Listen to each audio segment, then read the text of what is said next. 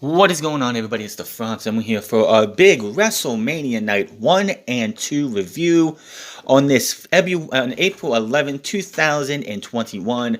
The first time, yesterday, for the first time in 1 month, one year, 1 month, and a day, we had actual fans in attendance. Over 50,000 fans, little over 50,000 fans for both nights combined. Good stuff there.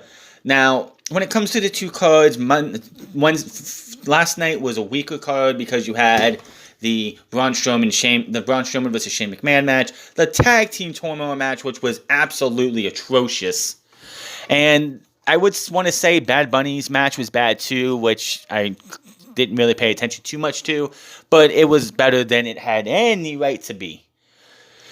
But night 2 definitely was the better of the show after the first two matches, because when we get to The Fiend versus Randy Orton, I really have some questions on that.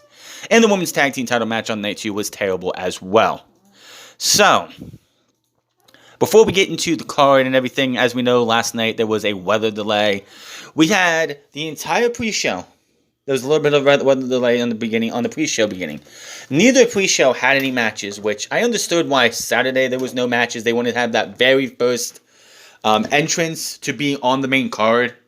But night 2 would have been the perfect place to have the Andre the Giant Battle Royal.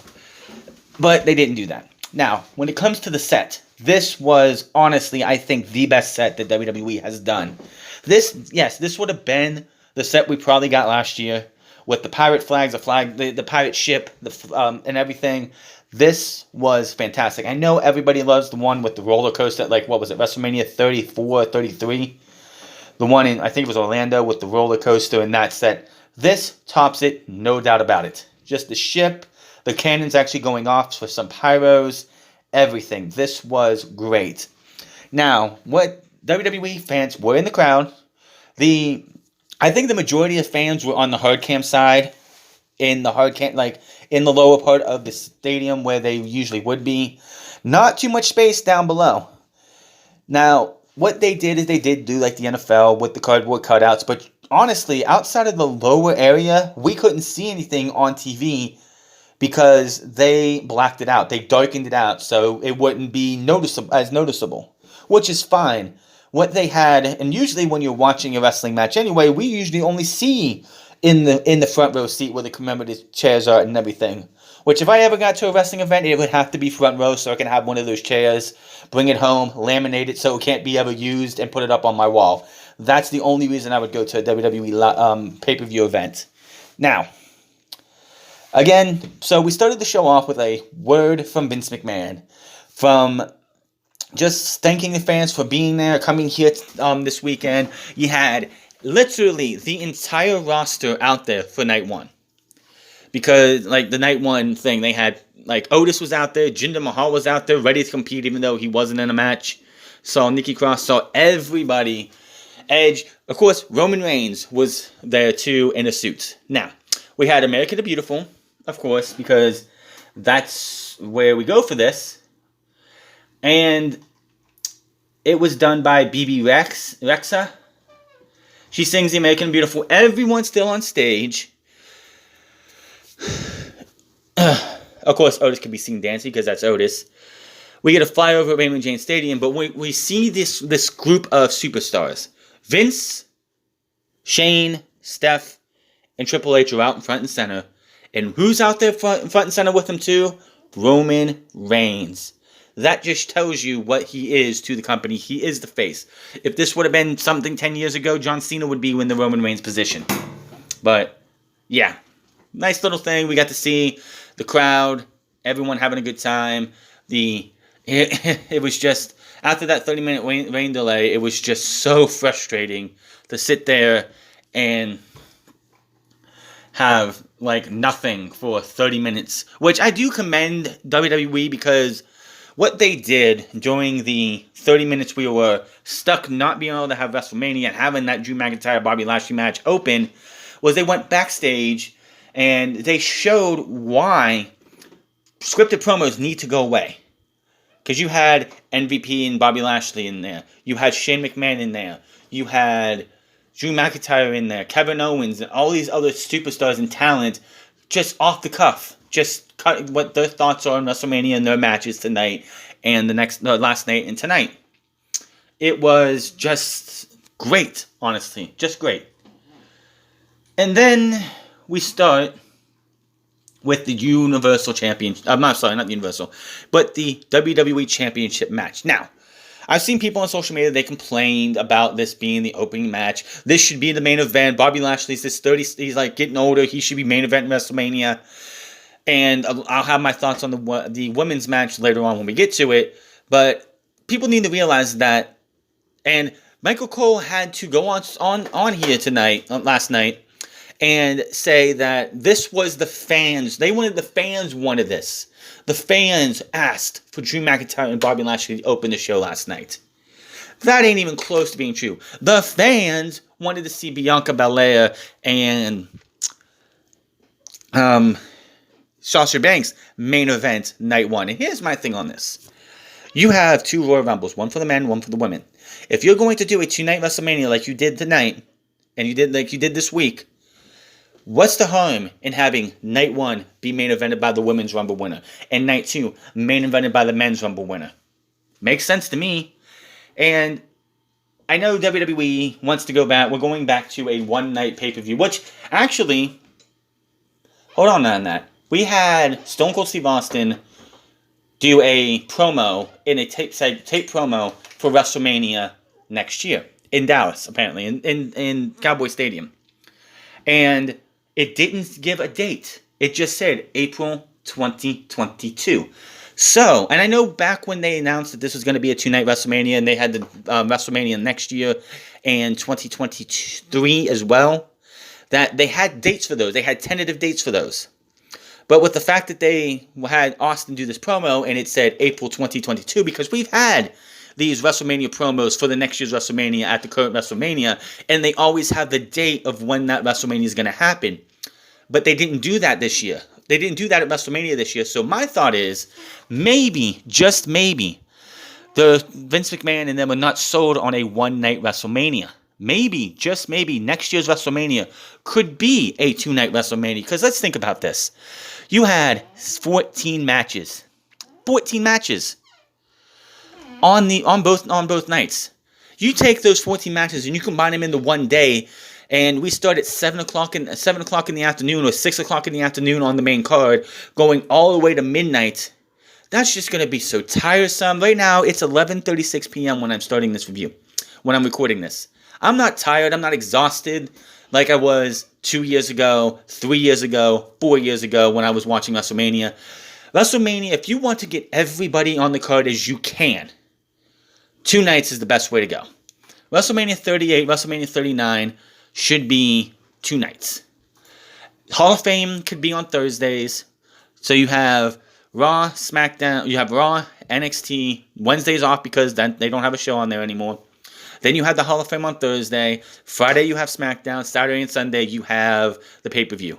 If they want to, WrestleMania, they could do a full week again if they want to by having the 2-night takeovers like they did this year for Stand and Deliver. Maybe they do that next year.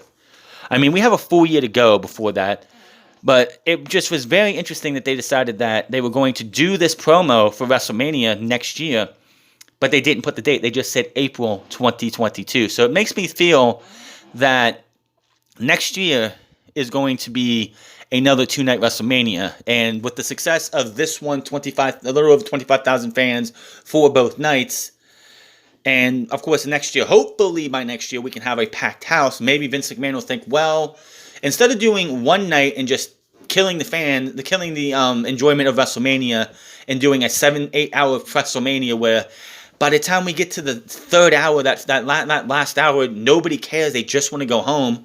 Let's do 2 nights. Let's do 7 matches on each night, 3.5 hour pay-per-views, and everyone goes home not exhausted. That would be great. So, we have the opening match, Bobby Lashley versus Drew McIntyre last night, and this was a brutal match. This was, if you go with the 2 opening matches on night 1 and night 2, this was by far better than whatever the fuck they came up with The Fiend and Randy Orton, which we'll talk about later. So, Drew McIntyre, of course, is the first man out. with the sword. He actually does the countdown with the fans, 3, 2, 1, and then sticks it in there. Which WWE got their money's worth on pyro, because they were just shooting off pyro for everything. You wanted two big beefy men to go out there and beat the shit out of each other, you look for Drew McIntyre versus Bobby Lashley. Now, I know going into WrestleMania, there were a lot of people wondering, could we get Brock Lesnar into this match and make it a triple threat match because it wasn't WrestleMania worthy without him? No. This was a really good match, except for the ending. This was these two going out there, beating the hell out of each other. Just 3 Future Shock DDTs. 3 Future Shock DDTs from Drew McIntyre to Bobby Lashley would usually knock somebody out, and they're done after 1. Lashley kicked out after 3. But the ending kind of soured it. Now, the way the match ended, they protected Drew McIntyre somewhat by having him not tap out to the Hurt Lock. He just passed out after fighting forever. This wasn't one of those you put the Hurt Lock on him and he's tapping like almost immediately. No, he fought it. He got up, looked like he was going to get out of it, but Bobby Lashley did not repent. But how did he get him into the Hurt Lock? Well, Drew McIntyre is going for the Claymore kick. He's ready. He's ready to run in and hit the Claymore when MVP is on the outside, like, "Hey, Bobby!" And Drew, for whatever reason, stops dead in his tracks. Looks over, looks back, goes for the Claymore, misses, gets put in the Hurt Lock, fights for it. But Lashley comes in, keeps a hold on the ply. Drew fades to his knees. The referee calls the match. Lashley retains. The match itself was good. It was a great opener for WrestleMania. But that finish. I don't know what they were thinking. I don't know why you need to make your baby faces look stupid. But that was not the way to do that. Bobby Lashley, that just cheapened Bobby Lashley's win. Now, a lot of people, and I know I was one of them too, who was like, they're going to get the title back to Drew because Drew got robbed of winning the WWE Championship in front of fans last year at WrestleMania. And this is their makeup. They're going to have him do it again. And they want to give him that spot that he didn't get last year. You think he beat Brock Lesnar and then in silence. So why not just have him do it again? And I'm glad they kept it on Bobby Lashley. I think Bobby Lashley should get a long run. I know people want Brock Lesnar versus Bobby Lashley for the WWE Championship at WrestleMania, at SummerSlam. Now, Drew McIntyre, Bobby Lashley should be done for now. That's it. Drew McIntyre lost fair and square. He looks like an idiot doing it, but it was a clean as a whistle win. So Drew's back of the line. Drew has to fight his way back. We have between now and SummerSlam, and Drew McIntyre goes to SummerSlam, and if we have fans, which hopefully we do, they're going to be in this Yingling Center till August. So hopefully the next time we have fans for a pay-per-view, hell, if they just wanted to have pay-per-views in arenas that have fans, and that's all we had for a while, I could stomach the Thunderdome, because, at least there would be something to do. But yeah, I could definitely see Drew McIntyre's Bobby Lashley happening again, but at SummerSlam, because I would not want to waste Bobby Lashley versus Drew McIntyre 2 on Backlash. Oh, I'm sorry. WWE came out with a genius plan for Backlash. You want to know what Backlash is called this year? WrestleMania Backlash. That is the next pay-per-view we're having. It's called WrestleMania Backlash. Now, here's the thing. We don't need to be told that WrestleMania is going to be in a Backlash affair. We don't need the Backlash. We don't need WrestleMania on the tag for Backlash. We just don't. I don't understand why they're going to do that. I just think it's fucking stupid that they're going to call it WrestleMania Backlash. But WrestleMania Backlash it is. But yeah, I would not waste that. With the fact that they're calling it WrestleMania Backlash, I can totally see I'm sorry, not Edge, but Drew McIntyre versus Bobby Lashley again. But it just feels like that would be a waste. Build this stuff up. Keep Drew McIntyre away. Have some other celeb go up against Bobby Lashley at WrestleMania. Backlash. At WrestleMania Backlash.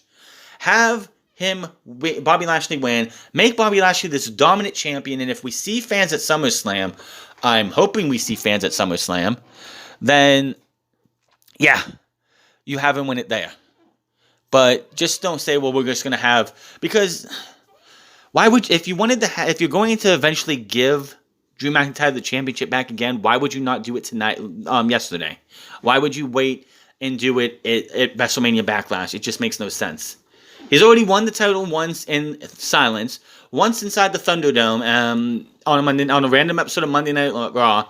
Why would you do it again in another empty arena with a bunch of cameras there? A bunch of video things there. Nah, I wouldn't do that. So, then we move on to... okay, so one of the biggest things going into WrestleMania is, what are they doing with Bayley? Bayley, last year, was defending her title in a fatal 5-way match. Holding the women's division down with Sasha Banks from the beginning of the Scandemic all the way up to Hell in a Cell, which is like 4, 5, 6 months. Something like that. 5 to 6 months. Those two holding the shit down, holding the women's division down, doing everything they can to put the women's division on their back. For both brands, mostly. Then she loses the title to Sasha Banks. Has a mini feud with Bianca Belair, and then just disappears. One of the biggest names in WWE for the women's division right now was Bayley, and she doesn't have a spot on WrestleMania. So what do they do with Bayley? They make her a nuisance. They have Titus in the NWO talking backstage. She comes up and bugs the hell out of him. Later on, when they're about ready to introduce the 2020 class of the Hall of Fame, she comes up and bugs Michael Cole and Corey Graves. And it's just, this is what they have for Bayley. This is what they got for Bayley. After everything that woman did for the women's division, everything that woman did for this company, and this is what they got for her. She couldn't even get a match on this card. Holy shit. Tag team turmoil like Lana and Naomi versus the Riot Squad versus Carmella and Billie Kay versus Natalya and Tamina versus Mandy Rose and Dana Brooke. Do I really care about this match? No. Do you really care about this match? No. Let's see here. You had Lana and Naomi getting eliminated by Billie Kay and Carmella. Carmella being meh. Billie Kay being a botch fest from the start. Mandy Rose slipping on her way down. Mandy Rose and Dana Brooke eliminating Carmella and Billie Kay, but yet Rich Hamilton said the other way.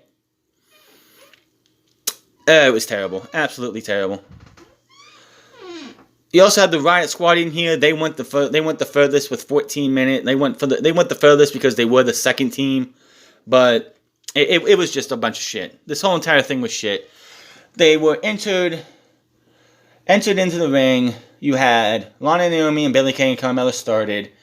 Then came the Riot Squad. The Riot Squad. They eliminated those two, Billie Kay and Carmella, after Lana and Naomi were beat. Dana Brooke and Mandy Rose got eliminated by them. Then Tamina and Natalya came in. It looked like they might screw over Natalya and Tamina because, Natalya had Liv Morgan down. Looked like the sharpshooter, but she tagged in Tamina. And usually what that happens is roll up 1, 2, 3, they get beat. But no. Tamina hits a splash, looks fucking awful. And I have to say this. After watching the end of that and the end of the match tonight, can Tamina please stop doing the Superfly splash? She has never, ever, ever, ever, ever hit it one time right. Every single time she goes up, she comes down, her knees hit first, then the rest of her hits. It's her father's move, and she can't even do it right. She can't even do the move right.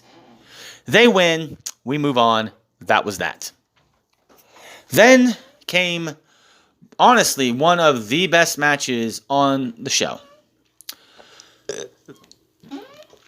Cesaro versus Seth Rollins. Now, anybody who's watched these guys back in the indie days, let me know how good they were back then, but this was fucking fun. The biggest story going into this match was, can Cesaro swing Seth Rollins at WrestleMania? Seth Rollins being adamant that it's not going to happen. He's not going to get swung. He's not going to let this guy embarrass him again, and he's not going to break no record or anything coming out of WrestleMania, and he's going to be triumphant. So, my one dig at this is that, yeah, they did have Cesaro for the majority of the match try and get the swing off. That was like the big thing. Now, he did get the swing early. He got a swing of 9. But his arm was bad at the time because Seth Rollins did deal with the arm.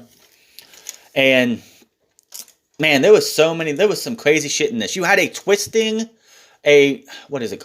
splash from Seth Rollins. I don't think I've ever seen him hit that before. I don't know if he did that back in the day as Tyler Black, but holy shit. Then you had Cesaro with an UFO, which is like holding somebody up in a torture rack, but doing the airplane spin and not using any hands. I've never seen that before. I know it's probably something he did back as Claudio Castagnoli in Ring of Honor and all these other places, but I never seen Cesaro until he came to WWE. Just beautiful stuff. Seth Rollins is already in WrestleMania history moments for one of the best RKO out of nowhere, like one of the best RKOs out of nowhere / reversals of a stomp with the RKO out of nowhere. We can add another one to that list as he tries to go for the stomp on Rollins, on Cesaro. Cesaro with a big fucking uppercut out of nowhere. Hits him then gets him down, gets him in the swing. 23. Breaks the record of 23, which I thought, and a lot of people also thought, he might go to 37 because it's WrestleMania 37. I think that would have been fucking crazy. Neutralizer, 1, 2, 3. Cesaro beats Seth Rollins on the grandest stage of them all. And honestly, you could just see when Seth... there was also another spot in this that was just fucking fantastic. Cesaro tried to go for the neutralizer multiple times. He failed. And then there was this awesome spot where he picked Rollins up and flipped him, got him up for the neutralizer, but yet Seth Rollins turned it into a pedigree and only got a 2 count. I thought that was fantastic. But Cesaro, you could just see the emotion on his face. This is the biggest match of his career, the biggest win in his career, his first singles match in WrestleMania history, and he got the win last night. Fucking great match. It did not disappoint. Honestly, match of the night, first night of the show. I know Bianca Belair and Sasha Banks had a hell of a match at the end of the show, but this was honestly my best. That was the best wrestled match on the card, plain and simple. So, good match there. We see what happened with Jey Uso and them. Really don't give a shit. We hear from Rude and Ziggler, who did not get a tag team title match on WrestleMania. Which, going back to the tag team turmoil match and how terrible that was. How piss poor awful that match was. The botch fest it was. Billie Kay just showing she was one of the worst things on TV. Why wasn't that on WrestleMania SmackDown on Friday? And why couldn't the Fatal 4-Way tag team match that we saw on SmackDown be on WrestleMania? May I ask? You had 8 guys. Most of them weren't even doing things on some of them doing things on WrestleMania last year, and some not in the company yet or not doing anything. Relegated to a SmackDown show for the tag team titles when that match should have been in front of 25,000 fans. I'm just saying. We have the Raw Tag Team Championship match, Omos versus AJ Styles versus the New Day. This was pretty much the first half of this match was we need to keep Omos away from AJ Styles. Because if AJ Styles is in the ring and he doesn't tag Omos in, the New Day have a better chance of winning. And there were a couple times it looked like Omos was not going to get in. Then when he finally does tag in, he sold nothing, which was smart. Smart move by WWE to have this guy sell nothing. He beats the fuck out of these guys. He knocks them all around. AJ with a beautiful, phenomenal forearm, which looked like he slipped a little bit, off the shoulders of Omos to Xavier Woods. Big, huge Pearl River plunge type powerbomb from Omos to Kofi Kingston. Puts one foot on Kofi. 1, 2, 3. We have new tag team champions, Omos and AJ Styles, making AJ Styles the latest Grand Slam champion in the modern era. So, yeah. We didn't, here's the thing. AJ Styles is phenomenal. He is one of, if not the best, in wrestling. He just won the Grand Slam champion Championship, which is kind of funny because he's Grand Slam champion, and 3 of his 4 titles have been all won on SmackDown, with the Raw Tag Team Championships being won on Raw, of course. But he is the latest in a long line of current format since 2015, with Rey Mysterio being the one before that, which is interesting. But anyway, Omos, they booked Omos perfectly. The guy's not in the match for like 90% of the match. Then when he tags in, he goes in there, sells nothing. He sells nothing. He gets some big moves in. He actually ran and did some running elbows to both guys in the corner and looked pretty good doing it. But he sells nothing, does a little bit of offense, big power move to get the win, foot on Kofi for the pin and the win. Perfect. And honestly, AJ Styles being his tag team partner to take most of the heat and work majority of the match is fucking perfect for Omos. The question for Omos is going to be when they eventually, and you know Vince McMahon's going to do this, when they eventually break this team up, what's going to happen to the big guy? How is he going to fare on his own? That's what I don't want to see, but you know it's going to happen. How does Omos, it's like Omos with AJ Styles could have a fantastic run in WWE. Especially as a tag team, fantastic run, it can happen. But as a singles guy, and you know it's going to happen eventually, I don't know.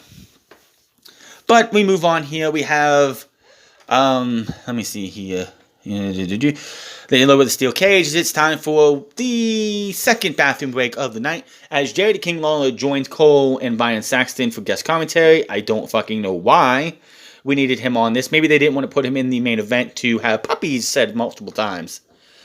But Braun Strowman versus Shane McMahon in a steel cage match. Why is this match happening? So they could get Shane McMahon on the WrestleMania card.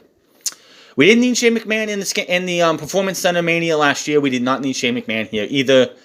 But I guess Braun Strowman goes from winning the Universal title from Goldberg to throwing Shane McMahon off the top of the steel cage, as well as ripping the mesh of the steel mesh open to prevent Shane McMahon from actually leaving the cage. Before the match happens, Elias and Jackson Ryker come out of nowhere and attack him. And I'm just going to say this now. There is no way on God's green earth or any type of earth that Shane McMahon should be able to hang with Braun no matter what. They have really humanized Braun over the last 2 years. This guy, Braun Strowman of 2017, 2018, would have killed this Braun Strowman. Braun Strowman, who was supposed to be a heel for the rest of his career after the shit with Bray Wyatt, is now this babyface who gets offended because somebody called him stupid. Hey, Braun, you're stupid, so you called me stupid, so I wanted you in a steel cage match. Braun Shane gets him off, too much offense in my opinion. Braun Strowman stops him from leaving the cage by ripping the panel, picks him up, throws him off the cage, which isn't fucking impressive. Remember, WrestleMania 35, was it? He wrestled against The Miz, and they did a superplex off of a structure that was twice the height of a 15-foot high steel cage. Yeah, no, this wasn't impressive at all. Oh my God, he threw him. Braun Strowman threw Kevin Owens the opposite way the last time he was in a steel cage, allowing Kevin Owens to win the match. Why should I be impressed with this? And that was a lot further down, because you got to think that there's at least 2 feet off the ground for a cage, for the ring itself. That's at least 2 feet, right? Maybe 1.5 feet, whatever it is. So having him get thrown, it's of course you got to have Shane McMahon have his moment where he tries to kill himself. But what does Braun Strowman do? And this was another one of those moments they're gonna fucking do this stupid shit where Braun Strowman's gonna throw him off the cage, get back in there, go to do something, and he's gonna end up losing. But thankfully they didn't do that. Big running power slam, 1, 2, 3, and we move on. Just another one of those bathroom break matches that I really don't care about. So we get a video package at the Hall of Fame. Of course, Bayley has to come in and annoy everybody. We got a Becky Lynch chant because remember, Becky Lynch on Instagram put out this tease that spelled out night 1 Obviously, she was trolling everybody. She even had a little fun laugh about it. So, yeah, no Becky Lynch on this night. Oh, well. Now, we had Bad Bunny and Damian Priest versus The Miz and John Morrison. Booker T was on commentary. And I literally wanted to shut this off when Miz and Morrison were coming out. They were coming out to Hey Hey Hop Hop. We get in the ring and we see a bunch of dudes in Easter Bunny costumes hopping down the ramp around ringside. And I was just like, what the fuck? Remember, The Miz was WWE champion last month. For a week. The Miz was champion. And now, here he is with a bunch of men in rabbit suits. Probably women too. Bunch of people in rabbit suits. Hopping to the ring. Hopping around. Looking like a bunch of fucking idiots. Wow. I literally just... I had to walk away before I punched my screen. Because that just literally just annoyed the shit out of me. Now, news from Dave Meltzer is the reason this match was a singles match for the longest time, up until the final minute, was because Damian Priest was dealing with a back injury. Thankfully, he did get cleared. I mean, Bad Bunny did, and I think the reason that's why Bad Bunny wrestled so much in this match, because Damian Priest is just coming off a back injury, and you don't want him to have to have much of a load. We did get a big 18-wheeler truck arriving outside the stadium. If you remember last year, Becky Lynch showed up at the Performance Center for the WrestleMania match against Shayna Baszler with a semi-truck that had her face on it, because that was going to be part of her entrance at WrestleMania last year in this same arena. So, yeah, he comes out on an 18-wheeler, so good for him. I really wish I could say I paid much attention to this match. I just really didn't. The Miz and Morrison bore the fuck out of me. What I did see was Damian Priest and Bad Bunny just kicking ass. You had double Falcon arrows. You had Bad Bunny with a splash to the outside. The motherfucker hit a Canadian Destroyer on Morrison on the outside. I will give him props there. You hit that Canadian Destroyer. You look in the ring. Miz with the look of shock on his face. Damian Priest with the look of shock I didn't know that motherfucker could do that, but holy shit. So I will give him props on that. Bad Bunny got as much as he could into this match. A Skull Crusher finale, but Bunny runs in and breaks it up. Fans chant for Bunny now. Morrison pulls Bunny to the floor, but Bunny rocks him hits the Canadian Destroyer. I will not call it what they called it. Miz is shocked at what he just saw. Priest is shocked too. Priest kicks Miz away from the corner. Priest then calls for the finish and puts him on his shoulder. Bunny goes up top, hits a crossbody. So we got a, a Doomsday Device type move, only instead of a clothesline, it was a crossbody. Bunny covers 1, 2, 3, and Bad Bunny and Damian Priest get the win. Obviously, they were going to win. You're not going to have Bad Bunny go out there and lose, because that's not what happens. Now, I know I was shitting on this. Everyone else was shitting on this. I will give WWE the benefit for saying, sticking to their guns. I give Bad Bunny the benefit because it has, Triple H and others have said that this guy, 4, 5, 6 hours a day, every single day, he, relocated and rented a house in Orlando to be near the Performance Center to get ready for this match, to actually put in the work.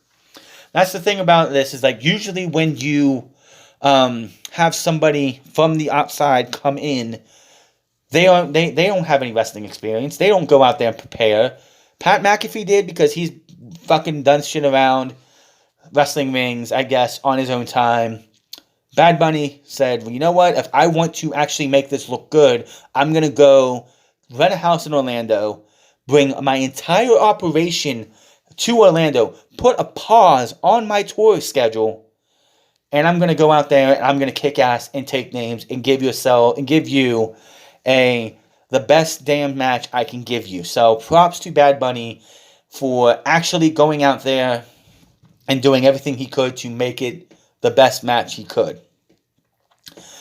It's the last time we'll probably see him, which is fine, because the next night they did this ad with Triple H. His train went by and it was Triple H, and he had this yellow this yellow case. And Bad Bunny comes up and he's like, "You did awesome at WrestleMania. Now you need to go do what you do best. He opens the case. It's a microphone with a red color, like a ruby colored microphone. Closes it. He's on top of his 18-wheeler, slaps it, and it drives away as it announces the continuation of his tour. So Bad Bunny's time in WWE seems to be over, which is fine. I mean, if he goes out there and goes on a tour, if he wants to come back, then I'm sure WWE would love to have him back, maybe for a SummerSlam match, maybe something else. I don't know. But he got a lot of praise for this match. And hey, if the wrestling, those in wrestling actually give this guy props, that's good on that. I will again say that it is just, I don't like these celebrity matches because they just take away. That's a spot, like, Damian Priest could have teamed up with another young another talent to take on Miz and Morrison. But they won with Bad Bunny. Priest gets his first WrestleMania moment in his career. Hopefully, many more to come, and hopefully next time it's for a championship. So, good on them. Good on them. So, we go to our main event. Sasha Banks, Bianca Belair, the first one-on-one women's match to main event WrestleMania. I'm not putting race, creed, or anything else on there because that just hinders from that just diminishes it, my opinion. Everybody is like, oh, grateful for Michael Cole for saying this is the first WrestleMania main event for two black women. Like, take the race off of it. Two women. Main event at a WrestleMania for the first time ever. Yes, we had a WrestleMania main event for the first time 2 years ago of women, but it was 3. It was a triple threat match. It should have been a women's one-on-one match between Ronda Rousey and Becky Lynch. They didn't give it to us then. They gave it to us this year. But I'm sick and fucking tired of like, oh, this is a great thing for black women. Like, no, can you not just say it's a great thing for women in general? There is no reason to stick a color of skin. That's just saying that the only reason they have this match, these two got this match, is because of the color of their skin. Can we stop that already? If we stop using color on everything like this, things would be a lot better. I grew up in a time, and I was raised in the mid-2000s, the early 2000s, where you didn't need to do that. Can we please stop doing that? These two deserve to be commended for being in the main event of WrestleMania, not because of the color of the skin, but because of their talent in the ring. But can I please ask Sasha Banks, who the fuck told you that green without blue was really a good idea? Because that looked bad. I don't know who the fuck thought that was a good idea, but that just looked atrocious at best. Now, the match, it was fucking good. Was it a great main event? I wouldn't say so. I would say it was good, but it wasn't great. The two women went out there, they busted their asses, they showed you that they deserved to have this spot. They really did. And yeah, you can say the fans asked for it or whatever, but honestly, I think WWE should go to 2 nights of WrestleMania since you have 2 Royal Rumbles, and the winner of the Women's Rumble should main event night 1, and the winner of the Men's Rumble should main event night 2, or vice versa, whichever, I don't care. But you have, at the Royal Rumble the last 3 years, you've had, at least the last 2 years, during the Women's Rumble, and they're like, the winner of this match will main event WrestleMania, and I'm like, no, because the men's always main event. So, in order to remedy this, make WrestleMania a 2-night event, and the Women's Royal Rumble winner could be like the winner of the Women's Royal Rumble main events night 1 of WrestleMania, and the main event and the winner of the Men's Rumble main events night 2. And it just gives those matches more meaning, and we already have a match for night 1 and night 2 already set. That's just my opinion. Now, I think that was a big problem with this year and last year with being 2-night events, not knowing up until like the last minute, especially this year, with there being fans going back there, being in the arena, not knowing what matches are going to be on what night until the 11th hour was not a good plan. So, staying at 2 nights, I think, would be great because you get more matches, you get more people on there, and it's just better it's better to space it out over 2 nights instead of trying to stretch it in 1 night. Because if we go to Dallas next year and it's on 1 night and WrestleMania is on 1 fucking night, that we're getting 14 matches, 10 hours, 7 hours of wrestling, and by the time it gets done, I'm going to be sitting here, I'm like, man, I don't want to do this. Nobody wants to be up at like midnight, which it is right now, reviewing a pay-per-view that lasted 7 hours. Just nobody wants to do that. But the match, again, really good match. Really good match between these two. Both of them went out there and beat each other's asses. There's a spot in this match towards the end, though. A lot of people have probably been wondering, why has Bianca Belair's hair not become a factor in her wrestling matches? Well, it did last night. Sasha Banks made sure to use that hair at every turn. She pulled her hair through the ring ropes, through the corner, trying to use it to stretch her over around the ring post. She was fighting with it. She actually used the bank statement with Bianca Belair's hair. And Bianca Belair did something we haven't seen since NXT. She actually took Sasha Banks' hair, took her hair and whipped Sasha Banks so hard. When we saw her after the match on the outside, you saw the welt on Sasha Banks' side of where she got hit. You don't need a knee slap for that one. You could hear when she got slapped in the stomach. Led to the KOD. Sasha Banks gets pinned. 1, 2, 3. And Bianca Belair is your new SmackDown Women's Champion on the first night of WrestleMania, ending that way. After the show went off the air, Montez Ford was out there celebrating with his wife, and I was like, I was hoping they would have Montez Ford show up, slide into the ring, and celebrate with his wife. They did show Bianca Belair's family on the outside during this match, and like at the end of this match, and her father almost fell over the barrier. I thought that was kind of funny. But Bianca Belair wins. She's the new SmackDown Women's Champion. Congratulations to this woman. She definitely deserved it, and I'm glad to see that that's where they went with that. It's going to be, now comes what happens next for Bianca Belair. She won the championship. Where do they go from here? Only time will tell. We will find out in the near future what happens with the SmackDown Women's Championship and Bianca Belair. Let's move on to night 2. Let's talk about Randy Orton and The Fiend. Let's talk about Randy Orton and The Fiend. I can't even with this match. So, they do the promo package, which I'm so sick. So sick and tired of these promo packages. The reason this show goes on for so long is that you have to show a 20-minute promo package that we've seen 6 or 7, 8 times before the pay-per-view. I don't need to see it again. But then you have The Fiend's walking, and he's looked burnt up. He's got his burnt up mask and everything. And you see him around this metal, this metal hallway of like metal grates and stuff. And he's walking, and fire is engulfing around him. Just nothing but fire. Then the fire engulfs him, and on the other side, the Fiend returns.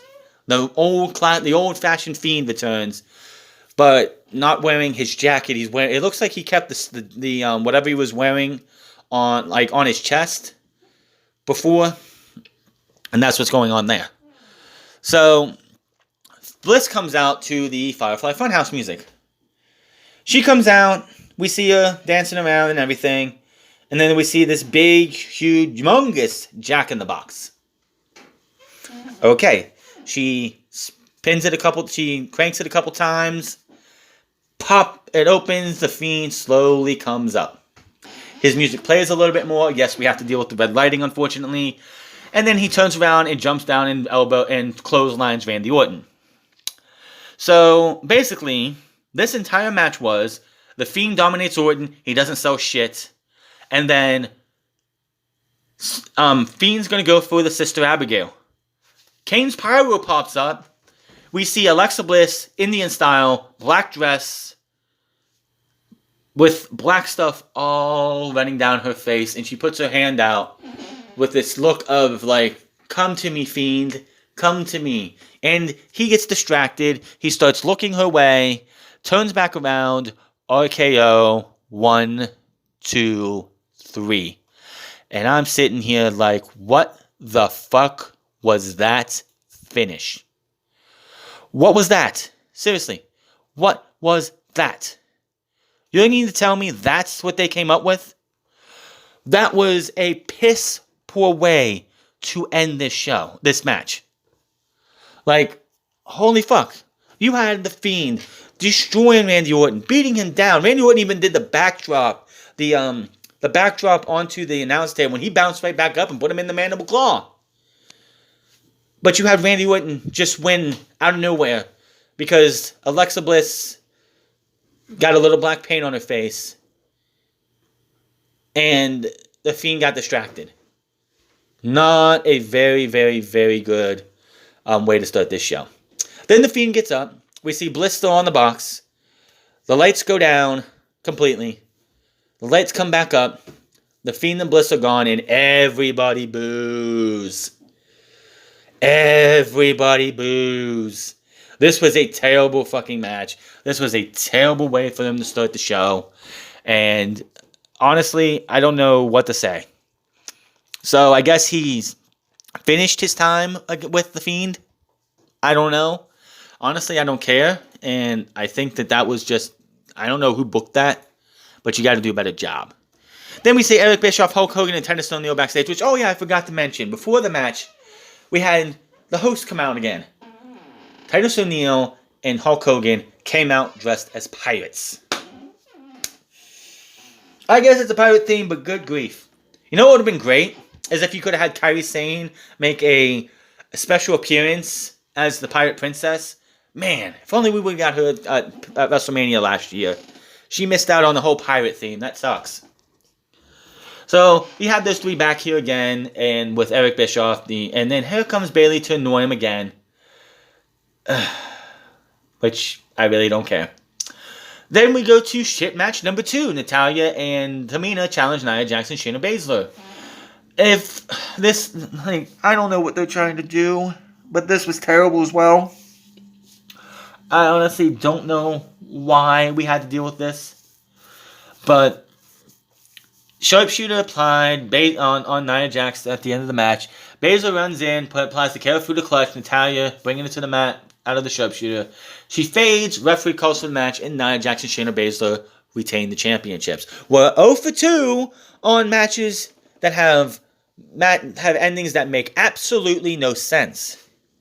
Why would you have Shayna Baszler and Nia Jax win this match? I think it's time for them to lose the titles. Honestly, why would you make this match and only have... I mean, I don't care who wins the women's tag team championships. They're fucking awful. They're boring. Who gives a shit about the women's tag team titles? You've had these titles for, 3 years now? And nobody cares. Nobody cares. And now, I'm hoping what I just saw is they're telling me something. But yeah, I was hoping that whoever won the tag team tournament would win the tag team titles so we can get Nia Jax and Shayna Baszler to split. And then Rhea Ripley and Shayna Baszler could have, spoiler alert, but Rhea Ripley and Shayna Baszler could go and have a badass feud going into Backlash and all the way to SummerSlam. Maybe they're going to do that for SummerSlam. I don't know, but this team needs to split, and Shayna Baszler needs to go on her own. Kevin Owens versus Sami Zayn with Logan Paul as his special guest. And what do you know? Nobody gives a fuck about Logan Paul, and nobody gives a fuck about JBL, but they put JBL on commentary. Who honestly didn't have much, JBL was on commentary, but if you thought about it, he wasn't really there. It was mostly Corey Graves and Michael Cole for the majority of this match. Yeah, he had a couple words in here and there, but it was mostly just a Cole and Graves show for this match. Now, Sami Zayn comes out. He's fired up. He takes the mic, calls everyone to give him a War WrestleMania reception to a special guest. Fans are booing so loud, it honestly felt like they were in a full capacity. They might have sweetened this crowd noise for that, but it felt like a full capacity when he was saying, "Give my friend, my special guest, a warm welcome." And they brought out Logan Paul. And Logan Paul comes out. He sits at ringside. He does nothing in this match. He didn't get involved. He just sat there and had some facial expressions. I don't know what was the only point they had for Logan Paul for this match was what happened after the match went finished. But this is Sami Zayn versus Kevin Owens. I don't have to go over this match for you because you've seen it. I've seen it. JBL did mention something too because they did have that match at Battleground. What was it, 2016? And he mentioned how Sami Zayn beat Kevin Owens at Battleground 2016. Kevin Owens got hit with a maneuver kick. Sami Zayn, he fell on Sami Zayn like he did there too.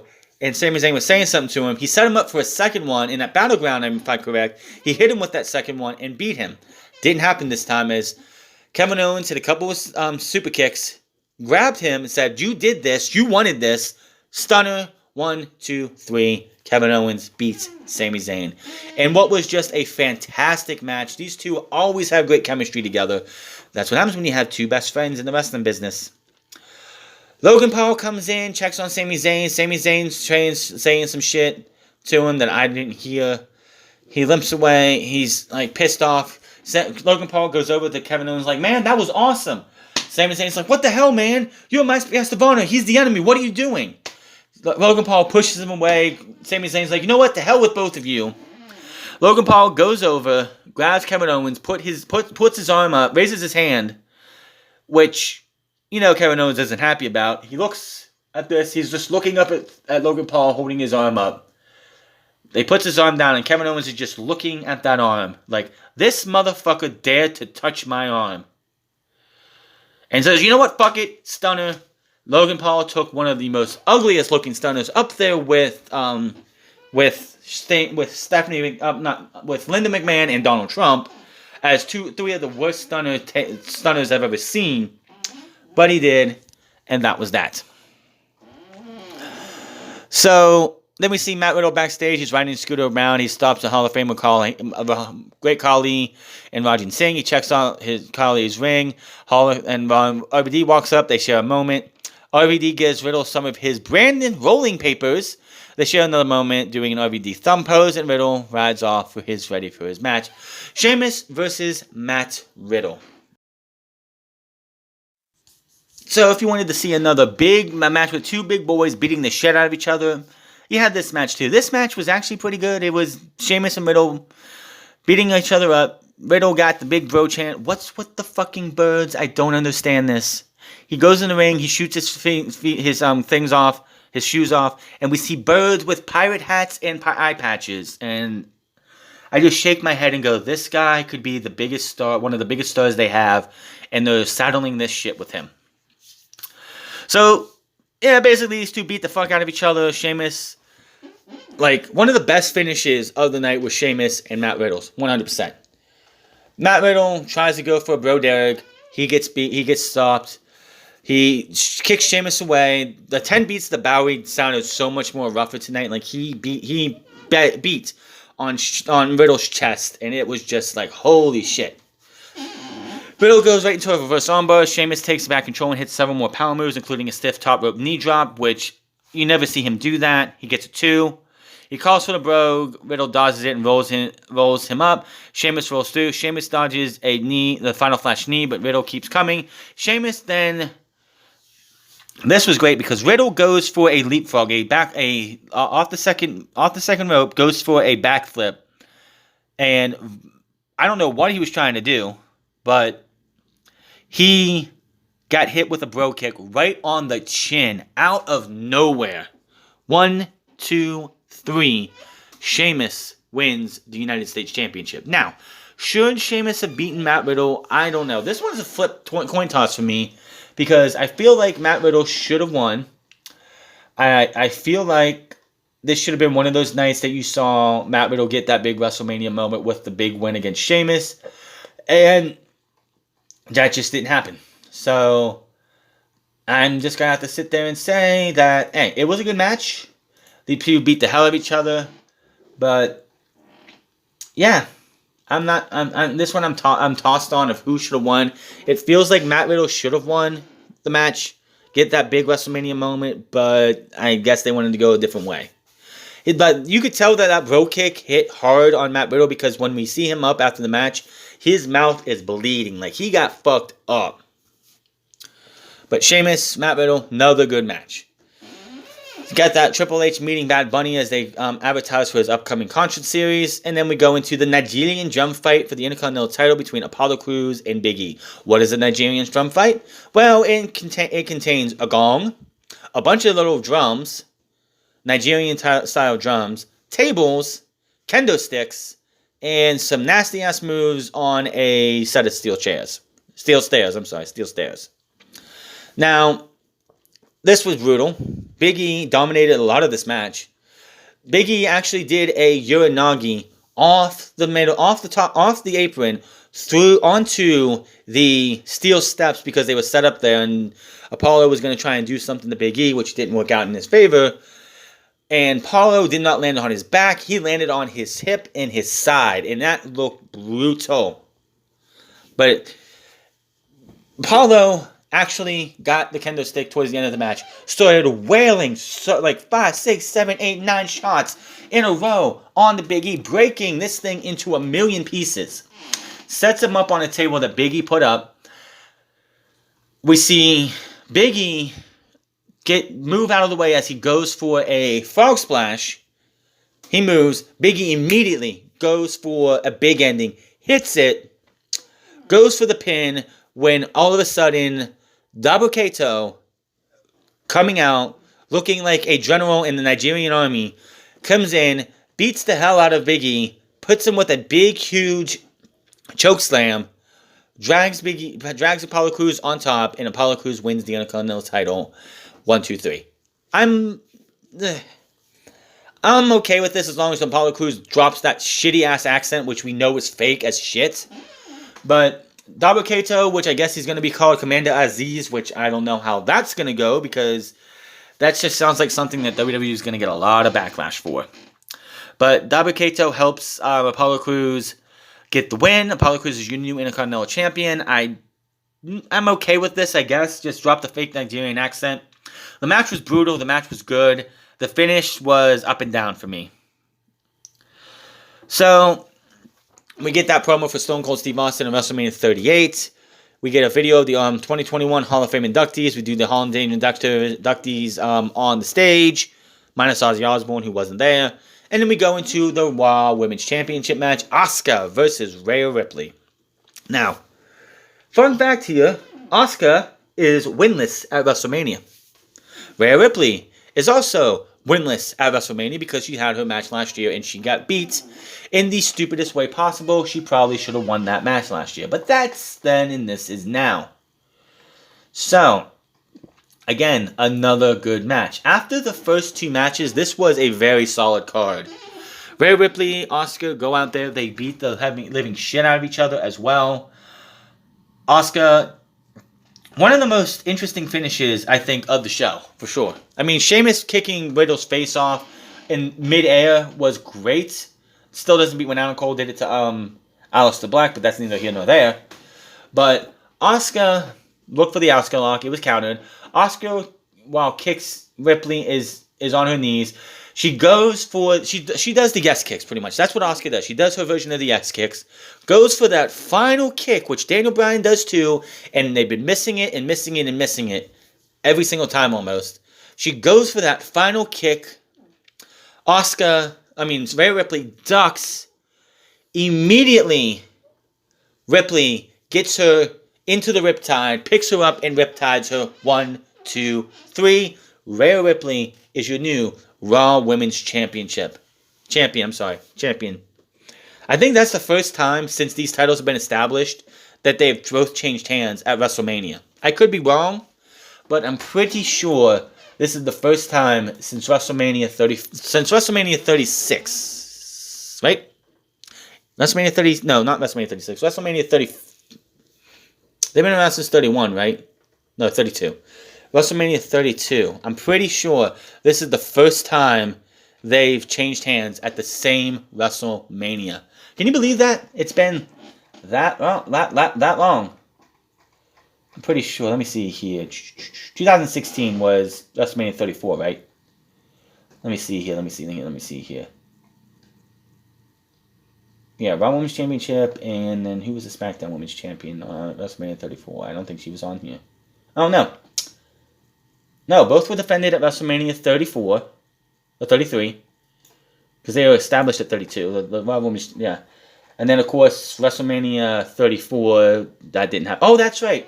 I mean, it's 2 singles matches. I mean, yeah, of course, Becky Lynch won them both at WrestleMania 35, but that doesn't count. I mean, like, 2 different matches.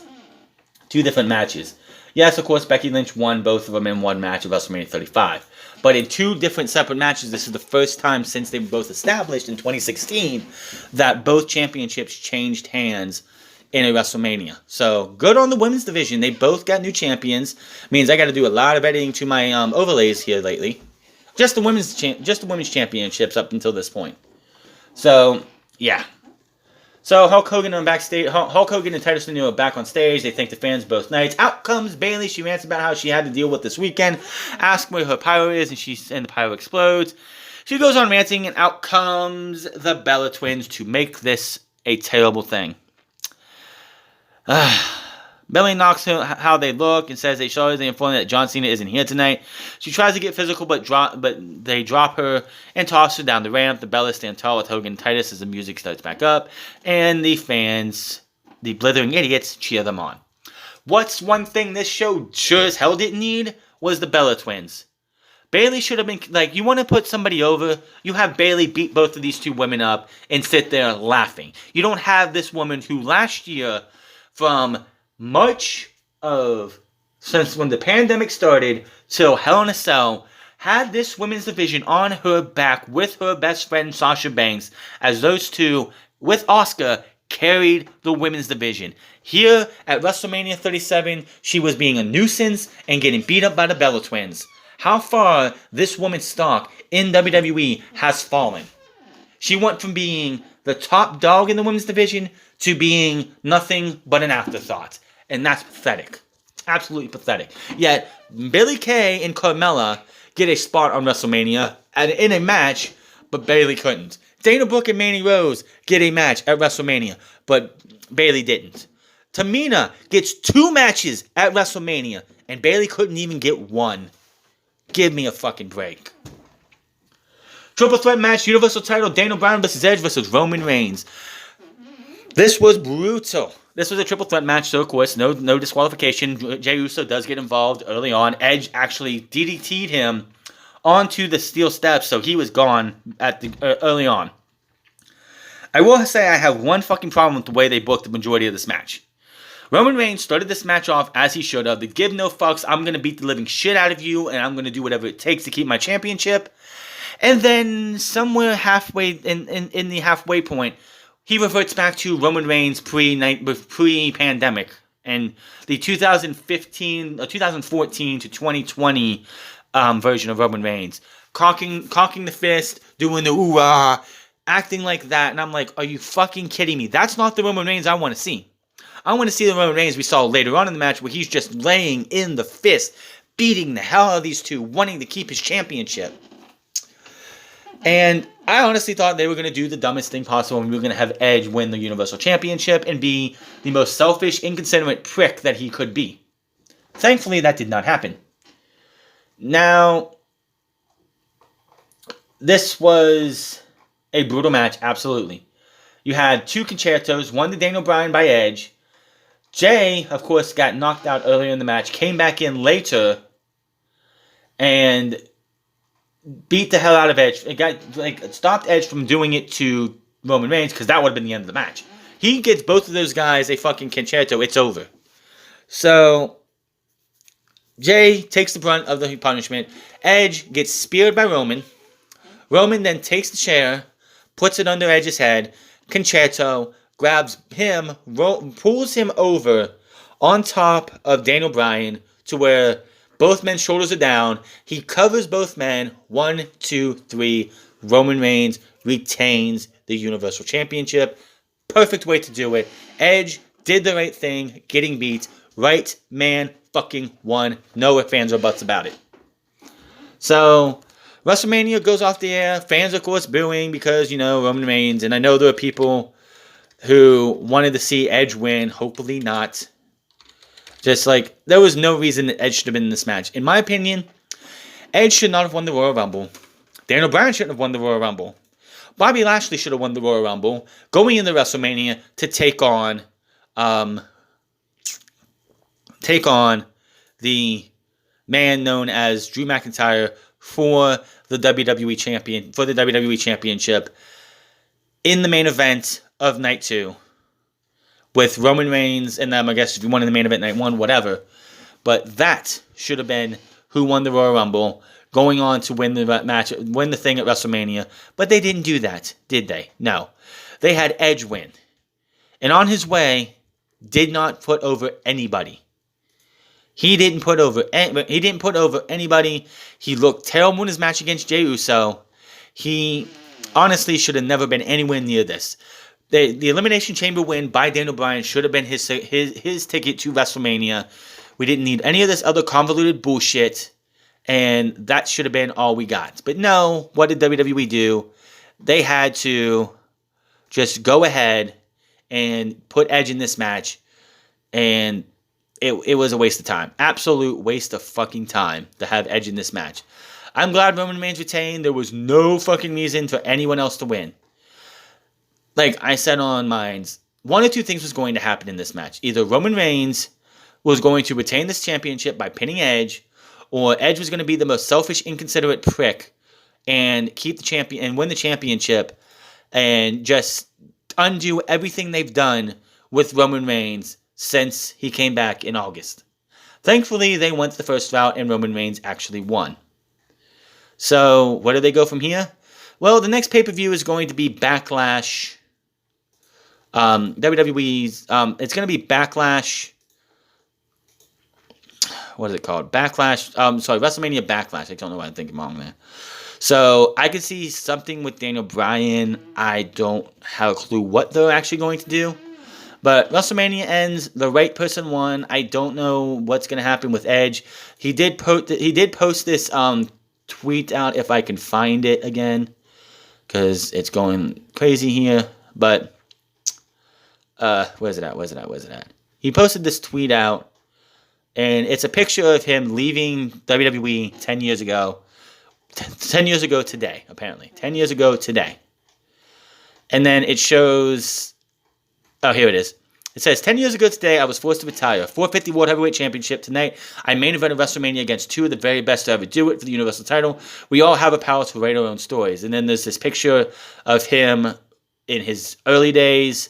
Basically, it's a picture of him in the middle, a picture of him from the Attitude Era, a picture of him when he was on top, a picture of him when he gave up the World Heavyweight Championship 10 years ago, and then the picture of him making the Royal Rumble last year. So maybe this is the end of Edge. Maybe that was it. Maybe that's all it was due, was to him to come here, main event WrestleMania one more time, and then call it a career. If that's the case, good on him. Get the fuck out of my fucking get the fuck out of the ring. Go home. You did what you could do, and that's all there is to it. There's nothing else. I don't want to see the guy wrestle another match. He did not look like he looked okay because it was a triple threat match and he didn't have to do as much. But in a singles match, no. Just no. But WrestleMania as a whole people are saying this is the worst WrestleMania ever. It's not even close. Last year will forever be the worst WrestleMania ever because there was no fans and it was in the middle of a pandemic. Now, a worst WrestleMania ever, non-pandemic one, that would be WrestleMania 32, as always. So, yeah, this was not the worst WrestleMania. Was it the best WrestleMania of all time? No, that's still WrestleMania 17. It will never get any better. It will never get any different than that. So, that is WrestleMania Night 1 and 2. Hell of a fucking night. 2 nights. I want to forever, if they're going to do WrestleMania like this, set 14 matches, stretch it over 2 nights. You can figure out something for TakeOver. Hell, TakeOver has outgrown being a part of WrestleMania weekend, or WrestleMania week. Do something else. But this was the way they need to do it. 3.5 hours over 2 nights. The fans are more lively from start to finish. We didn't have like 2 years ago when by the time we got to the main event, Everybody was exhausted, so Becky Lynch, Ronda Rousey, and Charlotte didn't get the support, the love and support they should have had, and everything just felt off. So, big winners, of course, would be Roman keeping the championship. Both women's Raw and SmackDown Women's Championships changing hands for the first time in WrestleMania history in 2 different matches. I mean, yes, they did that 2 years ago, but I don't really want to count that one because that was one match. But this is 2 different people winning the titles, not just one person winning both. And, of course, the big losers are Drew McIntyre looking like an idiot getting so easily distracted when he was facing off and getting beat by Bobby Lashley. Big loser also Randy Orton and The Fiend for whatever the fuck that shit was. So, yeah. Overall, good show. Good 2 nights. Definitely going to be something that I probably wouldn't ever want to watch again just because it's so many head-scratching booking. The women's tag team titles are irrelevant as ever. I just don't care about the women's tag team titles. They have been irrelevant for 3 years. The Universal title, I'm sure, Universal title, WWE title are going to stay around the waist of who they have, probably going into SummerSlam, which by far is fine. Roman Reigns is the best thing on SmackDown. You don't take the title off of the best thing on SmackDown, and hopefully WWE can figure out what they're going to do with Bobby Lashley. I don't want to see Drew McIntyre versus Bobby Lashley next month. I don't want to see Daniel Bryan versus Roman Reigns next month. Give me something else. Hell, they just took the Intercontinental title off of Big E. Maybe they want to build Big E up for the Universal title. Should he be in that position? Probably not. But yeah, I don't know. And Edge, go off to retirement. Please. Just go off and stay retired. Just go back to retirement. Go back with your babies and your wife and just stay out of the ring, please. And keep the Bella Twins away from my wrestling. I do not want to see those bitches anywhere near wrestling ever again. They ruined way too many years of professional wrestling, too many years of Raw and SmackDown. They ruined way too much, and I don't want to see them ever again. But that is going to be all for your WrestleMania review. Definitely not the worst I've ever seen. I've seen way, way worse WrestleManias. I've also seen way better, but hey, main events both nights were just 2 of the best matches. Cesaro and Seth Rollins, good match. Drew McIntyre, Bobby Lashley, good match. Bad Bunny outperformed anybody. They outperformed everybody's expectations, and yeah. Why are you going to have Bray Wyatt come back to lose? I still don't know. That's one of the biggest head scratches on this night. So, that is all for your WrestleMania review. Hit that subscribe button. Comment down below. Like or dislike this video. Find me on Minds at the France Club. Find me on twitch.tv/the France Club. And find me on Instagram at the France Club. And I will see you guys tomorrow for another trip into the Thunderdome. I hope you enjoyed the last 2 nights of actual fans because we will not see it again for a very, very, very long time. Until then, I'll see you guys later.